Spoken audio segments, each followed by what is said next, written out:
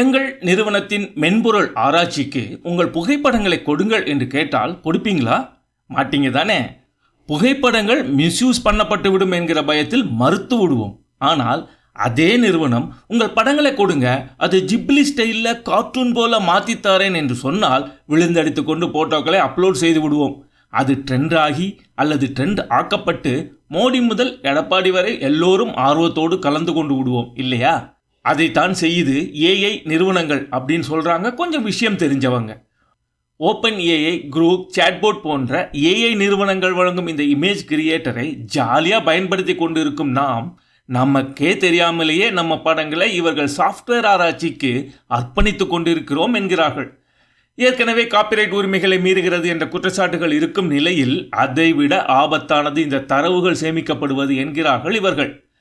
ஆனாலும் இந்த ஏஐ நிறுவனங்களை யாரும் தண்டிக்க முடியாது. காரணம், இது எல்லாமே தாமாக எந்த நிர்பந்தமும் இல்லாமல் நம்மால் கொடுக்கப்படும் தரவுகள். ஜெனரல் டேட்டா ப்ரொடெக்ஷன் ரெகுலேஷன் படி நிறுவனங்கள் பயனர் தனியுரிமையை ரகசியத்தை காக்க அதிக பாதுகாப்புகளை உருவாக்க வேண்டும். தரவு சேகரிப்பின் அவசியம், தனிநபர்களின் உரிமை காப்பு, வெளிப்படைத்தன்மை மற்றும் பொறுப்புக்கூறல் நடவடிக்கைகளை பின்பற்றுகிறது என்பதை நிரூபிப்பதும் இதில் அடங்கும். ஆனால் மக்களே தாமாக முன்வந்து இந்த படங்களை அப்லோட் செய்வதால் இந்த நிறுவனங்களுக்கு அந்த படங்களை பயன்படுத்தும் அதிகாரத்தை கொடுக்கப்பட்டு விடுவதாக சொல்கிறார் ஏஐ டெக் பிரைவசி அகாடமியின் கோஃபவுண்டர் லூசியா ஜெரோஸ்கி. உங்கள் புகைப்படம் தவறாக பயன்படுத்தப்படலாம், உங்கள் ஒப்புதல் இல்லாமலேயே ஏஐ பயிற்சிக்கு உபயோகப்படுத்தப்படலாம், தரவு தரகர்கள் அதை இலக்கு விளம்பரங்களுக்கு விற்கலாம் என்று எச்சரிக்கிறது ஹிமாச்சல் சைபர் வாரியர்ஸ்.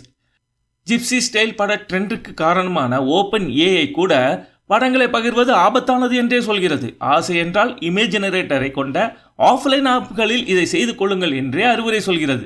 நம்மை ஜிப்சிபாணி படமாகவோ கார்ட்டூன் படமாகவோ பார்ப்பதில் வேடிக்கை அதிகம் என்றாலும் கூடவே ஆபத்துகளும் அதிகம். எனவே படங்களை அப்லோட் செய்வதற்கு முன் கொஞ்சம் யோசித்து செயல்படுங்கள்.